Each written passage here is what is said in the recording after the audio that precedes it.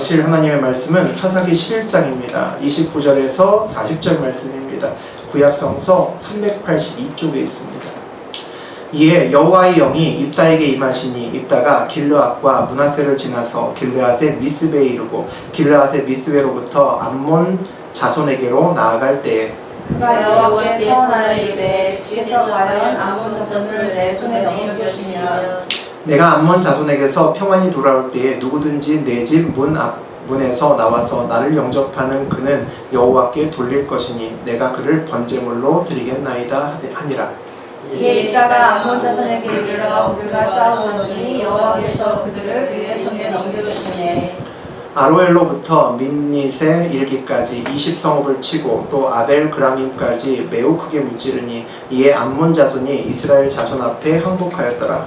입다가 미스바에 있는 자기 집에 이를 때에 보라 그의 딸이 소고를 잡고 춤추며 나와서 영접하니 이는 그의 문안 동료라. 입다가 이를 보고 자기 옷을 찢으며 이르되 어찌할꼬 내 딸이여 너는 나를 참담하게 하는 자요 너는 나를 괴롭게 하는 자 중에 하나로다. 내가 여호와를 향하여 입을 열었으니 능히 돌이키지 못하리로다 하니 딸이 그에게 이르되 나의 아버지여 아버지께서 여호와를 향하여 입을 여셨으니 아버지 제 입에서 내 말씀대로 내게 행하셔서 이는 여호와께서 아버지를 위하여 아버지의 대적 암몬 자손에게 원수를 갚으셨음이니이다 하니라.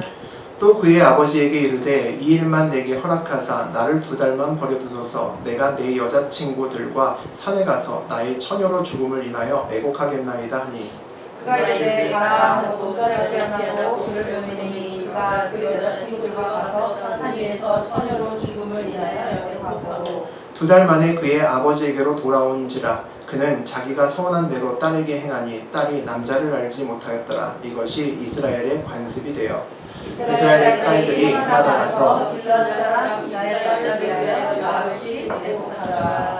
예, 우리 방금 전에 사사기 11장 29절에서 40절까지 함께 보셨습니다. 우리 이 내용 가지고 물음표 없는 허무한 느낌표, 물음표 없는 허무한 느낌표라는 제목으로 함께 은혜 나누겠습니다. 참 바쁜 세상입니다. 예배 시간 맞춰서 오시느냐고 전부 다 애들 쓰셨습니다. 우리 보통 약속 하나 잡으려도 요즘은 그 스케줄표 다 확인해야 됩니다. 바로 약속하지 못하고 잠시만요 하고 자기 스케줄표 확인하고 언제부터 언제까지 시간 되는데요 라는 게 이제 익숙합니다. 대부분 다 그렇게 말씀하시고 저도 또 그렇게 할 때가 많습니다. 스케줄표에 보게 되면 이런저런 약속들로 상당히 많이 차 있습니다. 바쁘다 보니까 신앙을 지키기도 어렵습니다. 예배드리기도 어렵고 오늘 빠진 사람들도 많이 계시지만 또 직장에서 또 몸이 안 좋아서 여러 가지 이유로 잘 오지 못하시고 계십니다. 기도할 시간 내기도 쉽지 않다라고 이야기합니다. 기도를 해도 잠시 기도하다가 또 무언가를 하러 또 일어나서 또 가서 무언가를 또 해야 되는 분들도 있습니다. 오늘도 앉아서 이제 기도할 텐데 오늘은 또 어떤 기도 제목을 또 가지고 오셨는지 모르겠습니다. 우리는 오늘도 하나님께 이런저런 기도의 청구서를 또 올려 드릴지도 모릅니다. 꽤나 많이 갖고 오셨을 수도 있습니다. 1번부터 끝번까지 오늘 꼭 이루어 주셔야 할 것들이 많을 수도 있죠. 그 결제판에 이제 하나님의 사인을 받는 것이 오늘의 목적일 수도 있습니다. 오늘도 하나님과 오늘은 내가 단판을 지으리라고 오신 분도 혹시 계실지 모르겠습니다. 세상을 살다 보면 성공할 수 있는 기회가 몇 번 오지만 많이 오지는 않는다라고 이야기를 합니다. 보통 3번쯤 온다고 통상적으로 사람들이 이야기를 하는데 그 기회가 오기만 하면 수단과 방법 가리지 않고 두 눈 부릅뜨고 꼭 잡아야 된다고 이야기들을 하죠. 그리고 가끔 살다 보면 정말 이거 기회 같아 라는 느낌이 드는 그런 기회가 오는 순간이 있습니다. 그 기회를 보면 놓칠까봐 초조해집니다. 초조해지면 무리수두죠. 무리수두면 판단이 흐려지고 가지 말아야 될 길로 갑니다. 결국 모든 것을 다 그르치게 됩니다. 애초에 그 기회를 잡지 않았음만 못한 결과가 나올 수 있는 거죠. 하나님을 믿는다는 것은 어찌 보면 상황에 휘둘리지 않는 겁니다. 어떠한 상황에서도 나의 생각으로 어떤 기회를 잃을까봐 무리수두지 않는 겁니다. 주님의 눈으로 보면 언제나 평안하고 안정된 마음을 가질 수 있습니다. 이 기회를 놓칠까봐 초조해하지 않아도 됩니다. 왜 그러냐면 기회는 내 눈앞에 있는 그것이 아니라 하나님이 기회이기 때문입니다. 내 안에 계신 그분이 기회이기 때문입니다. 내가 그분을 붙들면 그게 내 기회라면 그 기회가 나에게 오기 때문이죠. 그것을 믿으면 상황은 괜찮은 겁니다. 좋든 나쁘든 간에 나는 내 중심을 지킬 수 있습니다. 나는 온전히 그분의 뜻이 중요할 뿐입니다. 오늘은 지난 시간에 이어서 입다의 전쟁 이야기와 그 후의 이야기를 좀 같이 볼 예정입니다. 우리 28절과 29절, 우리 지난 시간에 마지막에 28절이었죠? 28절과 29절 한번 읽어보겠습니다. 암몬 자손의 왕이 입다가 사람을 보내어 바란 것을 듣지 아니하였더라. 이에 여호와의 영이 입다에게 임하시니 입다가 길르앗과 므낫세를 지나서 길르앗의 미스베에 이르고 길르앗의 미스베로부터 암몬 자손에게로 나아갈 때에 암몬 자손의 왕이 입다가 사람을 보내어 말한 것을 듣지 아니하였더라라고 되어 있습니다. 우리 지난 시간에 암몬과 입다 사이에서 계속 사절단이 왔다 갔다 하면서 논쟁을 벌였던 것을 기억하실 겁니다. 처음에는 입다가 마치 협상을 해서 전쟁을 안 하고 어떻게든지 넘어가려고 애쓰는 것 같이 보이다가 결국 나중에 화를 슬슬 돋구더니 전쟁을 하게 만들었죠. 입다만이 할 수 있는, 입다처럼 용이 주도한 사람만이 할 수 있는 특별한 협상을 우리 함께 봤습니다. 그의 협상에 말려서 결국 암몬의 자손의 왕이 입다를 거절을 합니다. 이제 전쟁이 코앞에 임했습니다. 26절에 29절의 시작을 보니까 뭐라고 되어 있냐면 이에 여호와의 영이 입다에게 임하시니 라고 되어 있습니다. 그럼 이전에는 여호와의 영이 임하시지 않았다는 얘기죠. 전쟁의 때, 이제 전쟁을 피할 수 없고 이제 전쟁에 나아가야 될 때가 되니까 여호와의 영이 입다에게 임하셨습니다. 우리가 입다 전에 다루었던 기드온과는 상당히 많이 차이가 납니다. 기드온은 하나님이 먼저 부르셨고 기드온을 처음 부르실 때부터 기드온과 함께 있었습니다. 그때부터 여호와의 영은 기드온과 함께 있었고 전쟁 끝나는 날까지도 기드온과 계속 함께 있었습니다. 하지만 입다는 이스라엘 백성들이 스스로 세운 왕이었습니다. 사사이지만 거의 왕과 다름없었죠. 입다 자기는 자기 스스로의 머리를 믿었습니다. 수완을 믿었죠. 그래서 이스라엘 백성들과 협상할 때도 그들의 머리가 되는 것을 원했고 그것을 달성을 했습니다. 암몬 왕과 머리 굴려 협상할 때도 하나님은 그냥 내버려 두셨습니다. 전부 다 그냥 그의 뜻대로 하도록 그냥 두셨습니다. 그리고 이제 전쟁할 때가 되니까 여호와의 영이 임했다라고 되어 있습니다. 무슨 뜻일까요? 싸움을 엄청 잘하는 조폭 두목인 입다가 굳이 이 싸움에 나오지 않아도 누가 나왔어도 여호와의 영은 동일하게 임했다는 겁니다. 여호와의 영이 임하면 전쟁에서는 승리하는 거죠. 입다가 아니라도 이 전쟁은 이길 수밖에 없는 전쟁이라는 겁니다. 승리할 수밖에 없는 전쟁이라는 거죠. 우리 30절과 31절 보겠습니다. 그가 여호와께 서원하여 이르되 주께서 과연 암몬 자손을 내 손에 넘겨주시면 내가 암몬 자손에게서 평안히 돌아올 때에 누구든지 내 집 문에서 나와서 나를 영접하는 그는 여호와께 돌릴 것이니 내가 그를 번제물로 드리겠나이다 하니라. 주께서 과연 암몬 자손을 내 손에 넘겨주시면 누구든지 내 집에 나와서 나를 영접하는 그를 여호와께 돌릴 것이니 우리가 이제 이 입다에 해당되는 이 성경 구절을 읽다 보면 이 부분에서 탁 막힙니다. 이게 뭐지? 이라는 생각이 드는 거죠. 사사가 이게 뭐하는 짓이지? 아주 당황스러운 서원 기도를 합니다. 뜬금없이 나오는 서원 기도죠. 이게 뭘까요? 승리하고 내 집에 왔을 때 내 집 문에 나와 나를 영접하는 사람을 하나님께 번제물로 드린다는 겁니다. 생명을 주님께 드린다는 거죠. 자기의 집에서 당연히 가족이 나오는 거 아닐까요? 전쟁에서 만약에 죽을지 모르는 전쟁에서 제가 나가서 전쟁을 하게 되면 당연히 아내하고 아이들이 저를 반기면서 나와야 되는 거죠. 아빠가 죽을지도 모르는 전쟁터에서 갔다 승리하고 돌아왔는데 아내가 옆집에 수다 떨러 갔다가 못 왔어 이러면 안 되잖아요. 우리 아들이 수능 공부 때문에 오늘 바빠서 못 나왔는데요 이러지 않겠죠. 아버지가 죽을 고생하고 가서 왔는데 다 뛰어나와서 아버지를 맞을 거 아닙니까? 그럼 당연히 내 집에 왔을 때는 가족이 나왔을 텐데 어쩌자고 이런 약속을 한 걸까요? 정확히 이유는 모르겠지만 뒤에까지 읽어보게 되면 딸이 나와서 당황하는 것으로 봐서 자기 가족은 나오지 않을 거라고 확신했던 이유가 있었을 겁니다. 가족이 아니라 다른 사람이 나왔을 거라고 확신하고 저런 어마어마한 서원 기도를 한 겁니다. 그러면 그렇게 생각한다면 남의 것을 자기 마음대로 하겠다는 거잖아요. 제가 사업하면서 하나님 이 사업을 잘 정말 주님의 사업체로 크게 만들어주시면 내가 정권사님의 아들 진아를 하나님께 드리겠습니다. 뭐 이런 거죠. 그죠? 제가 최지혜 권사님의 차를 팔아서 드리겠습니다. 이런 기도를 하는 겁니다. 말도 안 되는 기도죠. 이런 황당한 기도를 지금 입다가 하는 겁니다. 남의 것으로 생생 내겠다는 거죠. 성경의 순서상으로 보게 되면 하나님 영이 먼저 입다에게 임했습니다. 그 다음에 입다의 소원 기도가 나옵니다. 이 순서가 좀 바뀐 것도 같은 거죠. 좀 이상한 거죠.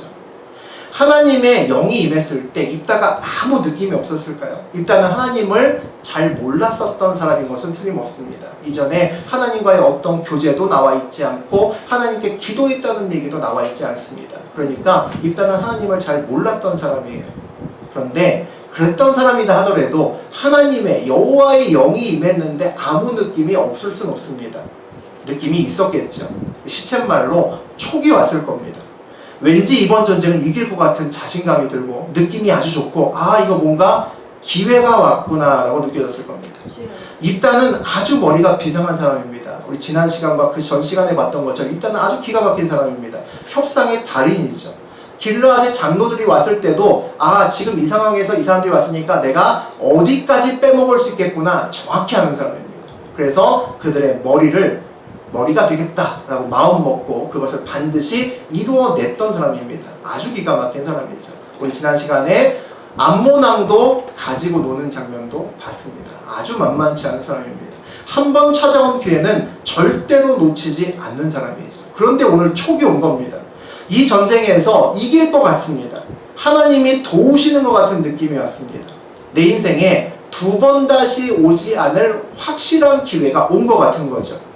여러분이라면 어떻게 하시겠습니까? 우리 같으면 기도하겠죠. 근데 이 입다는 다르게 생각합니다.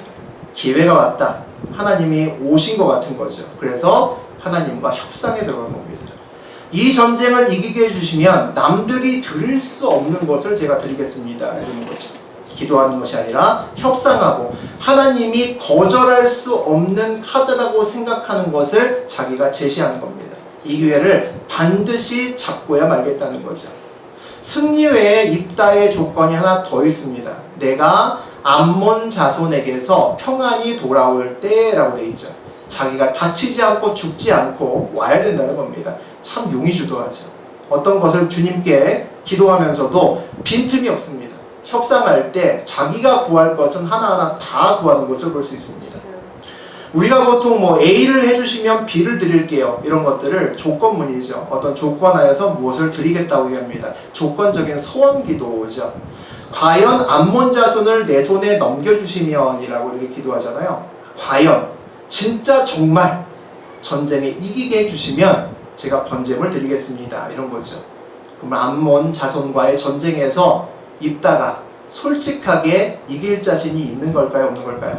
이길 자신이 없는 거죠. 질 수도 있다고 생각하는 겁니다. 전쟁의 승리에 대한 확신이 부족한 거죠.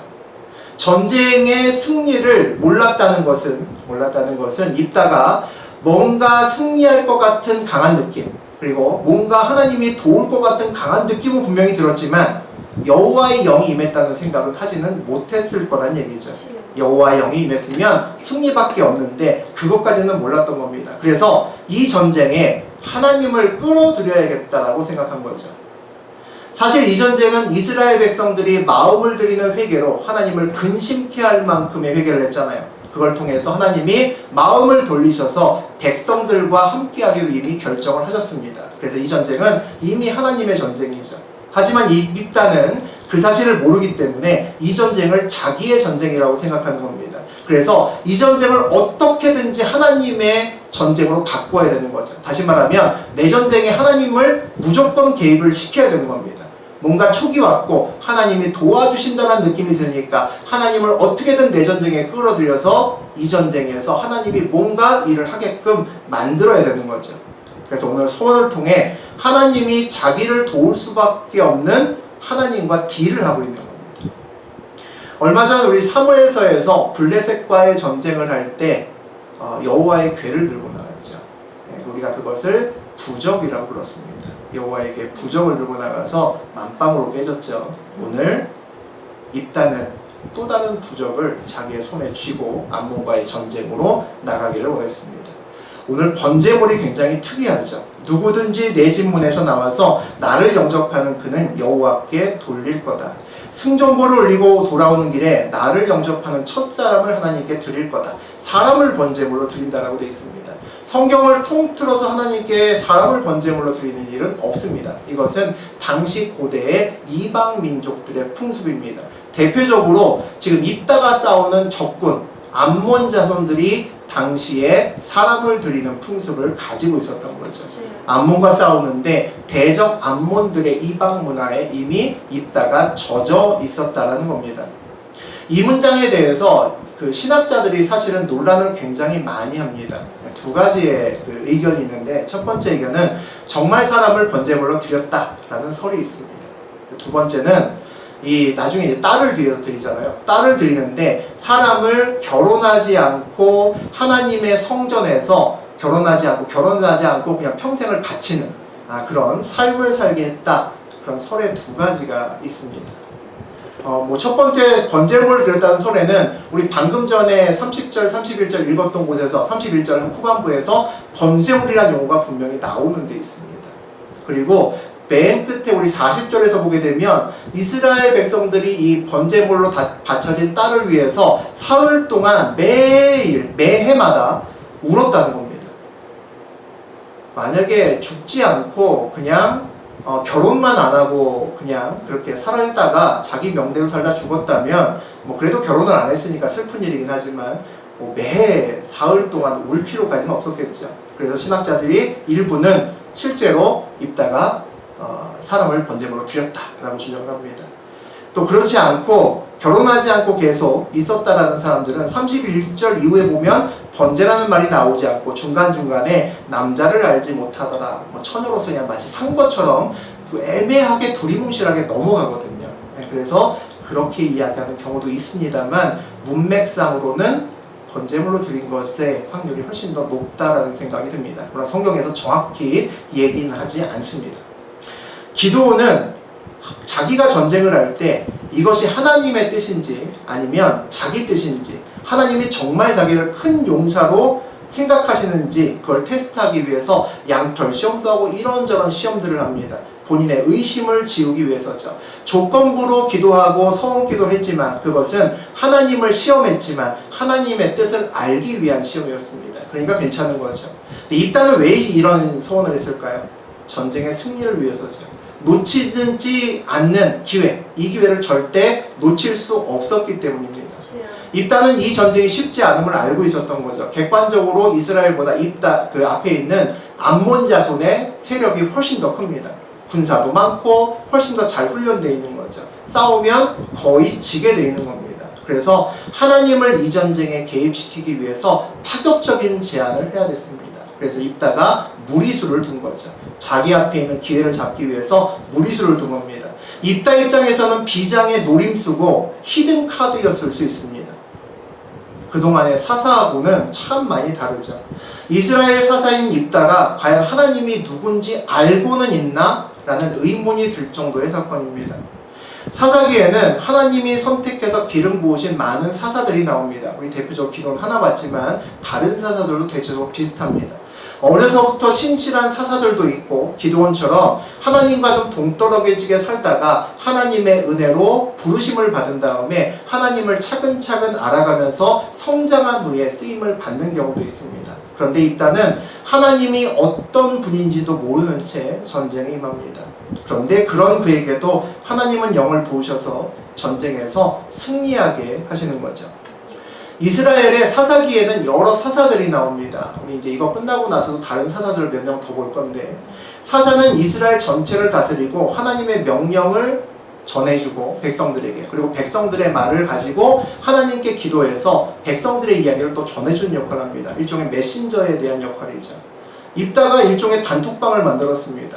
이스라엘 백성들을 초대했죠. 근데 하나님은 초대하지 않은 겁니다. 일단은 백성하고만 얘기합니다. 그리고 실제로는 협상을 통해서 일방적으로 자기에게만 하면서 자기가 끌고 가는, 백성들을 일방적으로 끌고 가는 그런 단톡방을 운영을 합니다. 입다는 개인톡으로 하나님과의 대화방을 만들었지만 그 대화방에서 입다는 질문하지 않습니다. 입다는 물음표를 던지지 않고 그 방에서 느낌표의 말들만을 계속 이야기합니다.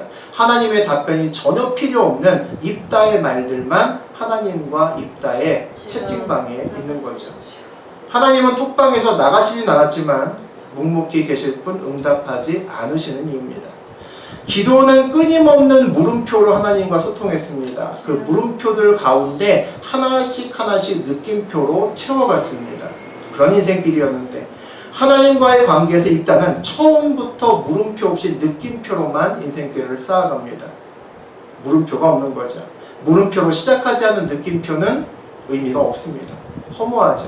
하나님이 어떤 분인지 알지 못하는 자의 느낌표는 자기중심적인 느낌표이기 때문입니다. 하나님이 채워주시는 느낌표가 아니기 때문이죠.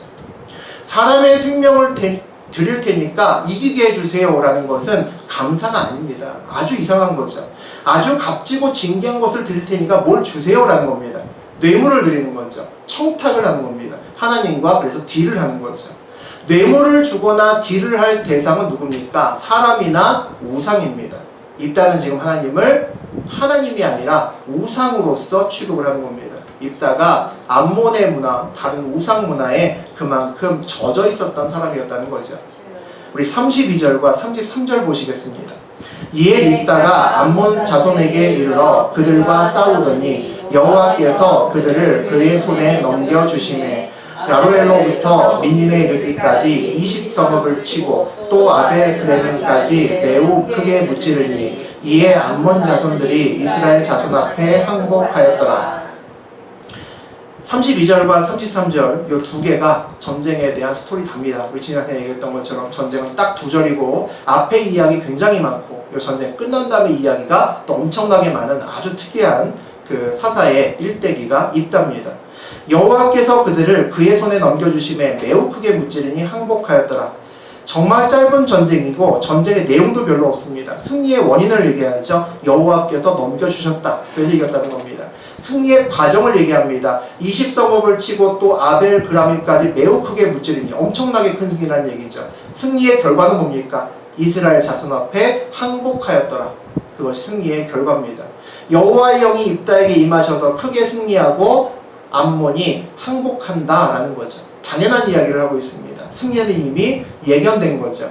하나님과 입다의 멋진 콜라보를 기대했던 입다를 읽는 우리 사람들, 우리들의 입장과는 전혀 상관없이 굉장히 두 절로 간단하게 끝나고 싱거운 승리가 이루어집니다. 긴 협상 과정 그리고 짧은 전쟁 이야기로 이루어져 있죠. 다시 말하면 성경은 이 전쟁의 과정에는 별로 관심이 없다는 겁니다. 전쟁 전에 입다가 무엇을 했고 전쟁 후에 하나님과 세상에 대해서 입다가 어떻게 반응하는지 훨씬 더 성경 관심이 많다는 겁니다. 전쟁 후의 이야기가 또 나와 있습니다. 우리 34절 보시겠습니다. 입다가 미스바에 있는 자기 집에 이를 때에 보라 그의 딸이 소고를 잡고 춤추며 나와서 영접하니 이는 그의 무남동료라. 보라 그의 딸이 소고를 잡고 춤추며 나와서 영접하니 보라라고 이제 강조하고 있습니다. 입다의 딸이 웬일로 소고를 잡고 춤추며 나와서 입다를 영접을 하는 겁니다. 자기의 딸이 나오는 거죠. 사람들과 섞여 나온 것도 아니고 혼자서 나왔습니다. 조용히 나왔다면 들어가라고 손짓을 할 수도 있고 못 본 척하고 지나갈 수도 있잖아요. 아니면 저건 영접한 게 아니라 지나가는 거야 하고 무시하고 갈 수도 있는 거죠. 소고를 치면서 춤추고 나오니까 영접하러 나온 것을 부인할 수가 없을 겁니다. 입다와 함께 있던 모든 사람이 다 증인이 되는 거죠. 완전 빼박인 거죠. 빼도 박지도 못하고 딸이 앞에 섰습니다. 그 딸이 어떤 딸이냐? 34절의 마지막에서 그는 그의 무남동녀다라고 되어 있습니다. 입다에게 그 딸이 어떤 존재인지를 알려주는 거죠. 자녀가 없다는 얘기입니다. 이 딸 하나밖에 없다는 거죠. 입다에 있어서는 절대 잃을 수 없는 딸인 겁니다. 자기의 생명과 같은 딸인 거죠. 입다가 얼마나 당황하고 참담했을까요? 그 입다의 심정을 볼 수 있는 것이 35절입니다. 함께 읽어보겠습니다. 입다가 이를 보고 자기 옷을 찢으며 이르되 어찌할꼬 내 딸이여 너는 나를 참담하게 하는 자요 너는 나를 괴롭게 하는 자 중에 하나로다. 내가 여호와를 향하여 입을 열었으니 능히 돌이키지 못하리로다 하니 자기 옷을 찢으며 이르되 어찌하여 내 딸이여 라고 외칩니다. 너는 나를 참담하게 하는 자여 나를 괴롭게 하는 중에 하나로다. 입다가 옷을 찢으면서 오열합니다. 펑펑 우는 거죠. 이스라엘 사람들의 옷을 찢는 행위는 참을 수 없는 슬픔을 얘기하는 겁니다. 딸아 어쩌자고 네가 나왔냐 라고 울고 있는 겁니다. 입다는 자기의 딸이 나올 줄은 정말 상상도 하지 못했던 일이었던 거죠. 이제까지 여러 가지 상황에서 딸이 이렇게 나온 적은 없었다는 것을 이야기합니다. 입다의 딸은 승리하기 위한 이벤트로 나왔을지 모르겠지만 오늘 글을 본 입다는 참담한 과정을 숨길 수가 없죠. 어찌할꼬 내 딸이여, 부모의 참담한 마음이 전해지는 그런 말입니다. 덩치가 산만한 조폭 두목 같은 사람, 막 근육질의 사람이 그 앞에 가녀린 딸이 서 있고 그 딸 앞에 무릎 꿇고 엉엉 울고 있는 모습이 눈앞에 그려지는 거죠. 어찌할꼬 이 일을 계속 반복하면서 아마 울었을 겁니다. 내가 여호와를 향해서 입을 열었으니 능히 돌이키지 못할지로다 하니 라고 말합니다. 하나님께 소원한 것이니 다시 없었던 걸로 할 수는 없다라는 거죠. 입다는 기도가 참 많이 다릅니다. 기도는 하나님이 말씀하신 것도 자꾸 묻고 믿을 수 없어서 또 묻고 하면서 대화하면서 걸어갑니다. 입다는 한 방향의 일방적인 소통만을 합니다. 하나님과도 똑같습니다. 하나님께도 단 한 번의 물음표를 던지지 않습니다. 본인이 다 결정하고 하나님께는 통보합니다. 전쟁에서 이기게 하시면 내 집 문에서 나를 영접하는 첫 번째 사람을 하나님께 돌릴 것이다 라는 그 당황스러운 소원도 한 번도 묻지 않고 본인이 결정합니다. 전쟁의 승리를 위해서 하나님이 반드시 필요하다고 생각한 입다는 무리수의 소원을 그냥 한 거죠. 근데 그 결과가 입다가 감당할 수 없는 결과로 돌아오는 겁니다. 그러나 입다는 하나님께 여전히 또 물음표를 던지지 않습니다. 느낌표면을 계속 대화방에 찍고 있는 거죠. 자기의 소원으로 인해서 끔찍한 결과에도 묻지 않는다는 것은 뭘 의미하는 걸까요? 입다의 신이 입다의 기도를 받았고 이 전쟁에서 이기게 하신 것은 자기 딸의 생명을 원하신다고 믿기 때문입니다. 잘못된 거죠. 그렇게 믿기 때문에 감당할 수 없는 결과, 이미 전쟁은 이겼고 이 전쟁은 하나님이 이기게 하셨고 그럼 내 소원 기도를 들려주셨으니 이젠 내가 순종해야 될 때다. 빼도 박도 못한다 라고 생각했기 때문에 엄청난 일을 했을 겁니다. 신이 약속을 지켰으니까 그의 대가를 내가 드려야 된다는 잘못된 생각을 하는 거죠. 우리 36절 보겠습니다. 딸이 그에게 이르되 나의 아버지여, 아버지께서 여호와를 향하여 입을 여섰으니 아버지 입에서 낸 말씀대로 내게 행하소서. 이는 아버지께서 아버지를 위하여 아버지의 대적 암몬 자손에게 원수를 갚으셨음이니이다 하니라. 입다의 딸의 입장도 신앙관도 아버지와 같죠. 입다의 제물을 받으시고 그에 합당한 전쟁의 승리를 주셨다라고 딸도 생각하는 것 같습니다. 정말 슬픈 일이죠. 그럼 입다가 다음에 더 큰 전쟁에 나가면 다음에는 뭐를 바치겠습니까? 말도 안 되는 저와 같은 일을 입다가 지금 하고 딸도 거기에 동조하는 겁니다. 입다 가정에 있어서 하나님은 우상이었다는 거죠. 37절, 38절 보시면 이제 딸의 이야기가 조금 더 나옵니다. 딸이 아버지께 사정해서 2달만 여유를 달라고 합니다. 그래서 자기의 여자친구들, 친한 친구들과 처녀로 죽음을 위하여 슬퍼 애곡하고 잠시 쉬는 시간을 갖겠다라고 이야기를 하고 2달 동안 산에 들어갔다가 내려옵니다. 내려온 다음에 39절, 40절이죠. 우리 2절 읽어보겠습니다. 2달 만에 그의 아버지에게로 돌아온지라 그는 자기가 소원한 대로 딸에게 행하니 딸이 남자를 알지 못하였더라. 이것이 이스라엘의 관습이 되어 이스라엘의 딸들이 해마다 가서 길르앗 사람 입다의 딸을 위하여 나흘씩 애곡하였더라. 성경은 마음이 아픈 하나님의 마음을 담고 있어서인지 뒤쪽부터는 번제물이라는 용어도 쓰지 않고 딸이 죽었다는 얘기도 잘 하지 않습니다. 여기 나왔던 것은 다 약간 의역이 돼서 죽었다는 내용으로 번역은 되어 있지만 그렇게 되어 있지 않습니다. 그런데 정황상으로 보면 번제물로 드려질 가능성이 높다라는 거죠. 이스라엘 딸들이 해마다 입다의 딸을 위해서 나흘씩 애곡했다라고 되어 있습니다. 암몬과의 승리를 위해서 입다의 딸이 희생양이 될 수밖에 없고 그를 추모했다는 얘기잖아요. 해마다 그날을 기억해서 무슨 얘기입니까? 이스라엘 백성들도 똑같다는 얘기입니다. 이 추모를 했던 이스라엘 백성들도 그들의 신앙이 이미 퇴색됐다는 거죠. 오염됐다는 겁니다. 이방의 문화에 오염됐다는 거죠. 그들도 입다의 딸이 받쳐지는 것에 동조했다는 이야기입니다. 입다의 충격적인 소원으로 그는 딸을 잃었습니다. 만약에 입다에게 왜 딸을 제물로 들었느냐라고 질문하면 자신의 승리에 대한 대가로 신과 약속했기 때문에 어쩔 수 없었다라고 이야기할지도 모릅니다. 이 이야기와 유사한 이야기가 하나 더 있습니다. 우리 창세기에 보면 아브라함이 이삭을 바치는 내용이 나옵니다. 모리아산에 가서 창세기 22장에서 나오죠. 하나님이 아브라함이 모리아산에 올라가서 정상에서 번제단에서 이삭을 죽이려고 팔을 들자마자 놀라서 아브라함하고 막 그러시잖아요. 그리고 그곳에 뭐가 있었습니까? 제물이 대신 있었죠. 순양이 따로 있었습니다. 순양에 따른 제물을 하나님께서 예비하고 계셨습니다. 그 모리아산으로 가는 길은 하나님이 인도하시고 아브라함은 순종으로 걸은 길이었기 때문이었습니다. 그 길은 하나님께서 아브라함의 믿음을 드러내기 위한 믿음의 시험대였습니다. 그 시험을 아브라함은 멋지게 통과했고 그것으로 하나님은 만족하셨기 때문입니다. 애초부터 이삭을 받을 생각은 없으셨던 거죠.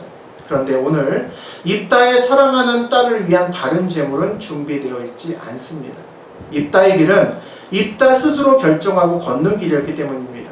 이 길은 입다 스스로가 걸었기 때문에 입다 자신이 자기의 믿음을 하나님께 증명해야 되는 길이었습니다. 스스로 자기의 믿음을 하나님께 증명한다는 것은 애초부터 불가능한 일인데 말입니다. 그 길을 간 사람이 입다라는 사람입니다. 우리의 믿음은 하나님에 의해서 드러나야 됩니다. 우리가 우리의 믿음을 드러내는 것만큼 문제가 생겨납니다. 우리의 믿음을 스스로 드러내고 싶으면 우리는 우리의 길에서 인위적인 무리수를 둘 수밖에 없기 때문이죠. 우리는 이 딸이 처녀로 늙어 죽었는지 아니면 처녀로 정말 번제물로 드려졌는지가 궁금하지만 성경은 오늘 그것을 구체적으로 말하지 않습니다. 그것이 성경에서 이야기하는 주된 포인트가 아니기 때문이죠. 이 이야기를 읽고 보고 있는 우리 입장에서는 상당히 당황스러운 느낌을 지울 수가 없습니다. 사실은 두 개의 이야기가 전혀 개연성이 없는 이야기입니다. 이스라엘 백성들이 이 전쟁에서 이긴 것과 입다가 자기 딸을 드린 것은 전혀 별개의 얘기입니다. 무슨 얘기냐면 연결되어서도 안 되고 될 수도 없는 이야기인데 입다의 서원 기도를 통해서 억지로 연결된 두 개의 이야기라는 거죠. 이스라엘 백성들이 암몬과의 전투에서 이긴 이유는 그들의 회개를 통해서 하나님이 약속하셨기 때문입니다. 하나님의 마음을 돌리셨기 때문입니다.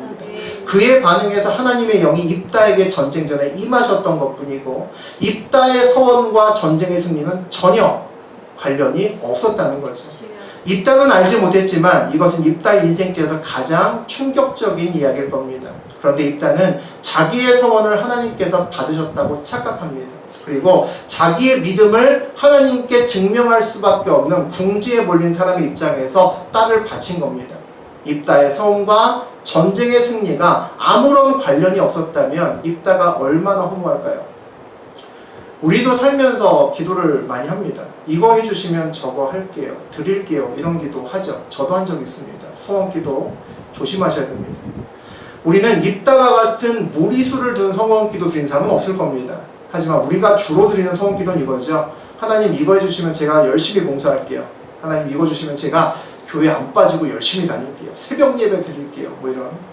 저도 그런 거 많이 해봤었는데 이런 식의 기도는 문제가 있죠. 그러면 안 주시면 봉사 안 할 건가요? 안 주시면 예배 안 드리고 막 사실 건가요? 아니죠. 잘못된 기도입니다. 기도원처럼 확신이 없어서 묻는 서원 기도는 의미가 있는 거죠. 그 기도를 통해서 하나님이 확신도 주고 믿음을 이끌어 가십니다. 그러나 보통 서원이 아니라 대부분 우리의 기도 그냥 순종하시면 됩니다. 하나님께서 나를 위한 역사에 내가 감사함으로 반응하는 것은 아주 좋은 거죠. 하지만 하나님과 딜을 해서는 안 되는 겁니다. 그리고 무엇보다 우리가 원하는 여러분의 오늘 기도 제목들, 그 기도 제목들은 하나님 뜻에 맞지 않게 욕심으로 구하는 것이 아니라면 여러분이 주의 길을 거두면 자연스럽게 여러분 앞에 때가 되면 놓이는 것들입니다. 여러분은 그저 순종하시면 되는 겁니다. 여러분이 구하시는 많은 것들은 때가 되면 여러분 앞에 반드시 놓입니다. 우리가 하나님의 백성이 되고 그 백성으로 살아간다는 것은 내가 하나님의 인도를 받는다는 겁니다. 하나님이 나의 주인이라고 입술로 고백하고 나의 삶으로 고백하는 겁니다. 내가 여호와의 편에 서야 되는 거죠. 여호와가 내 편에 서게 해달라고 기도하면 곤란하다는 겁니다. 오늘 입단은 주님께 일방적으로 말하고 협상까지 합니다. 하나님과 딜을 하면서 딸을 내주면서까지 뭐합니까? 하나님을 내 편으로 만들려고 한 그와 같은 꼴이 되었습니다. 잘못된 거죠. 하나님을 내 편에 서게 하는 것이 아니라 내가 하나님의 편에 서야 되는 겁니다. 하나님께 늘 물으셔야 됩니다. 나의 길에 대해서. 그리고 하나님의 뜻이 어디 있는지를 물으면서 가셔야 됩니다. 하나님께 던지는 그 많은 물음표 가운데 여러분의 인생길에 하나씩 느낌표가 채워가실 겁니다. 그 느낌표가 많아질수록 믿음은 성장하고 하나님을 그만큼 더 많이 안다는 믿음의 흔적이 됩니다. 물음표 없이 느낌표가 생긴다면 그것은 하나님의 뜻이 아닐 가능성이 높습니다. 내 뜻일 가능성이 높은 거죠. 그런 느낌표가 많아지면 성공에도 문제가 생깁니다. 입다처럼 말입니다. 우리의 목표는 전쟁의 승리가 다가 아니기 때문입니다. 우리의 삶은 늘 하나님 앞에서 인도함을 받아야 됩니다. 하나님과 늘 동행하는 가운데서 그 가운데서 하나님께 많이 물으시고 그 가운데서 인생의 느낌표를 많이 찍으시면서 복된 인생길을 가시는 저하고 여러분이 되셨으면 좋겠습니다. 아멘.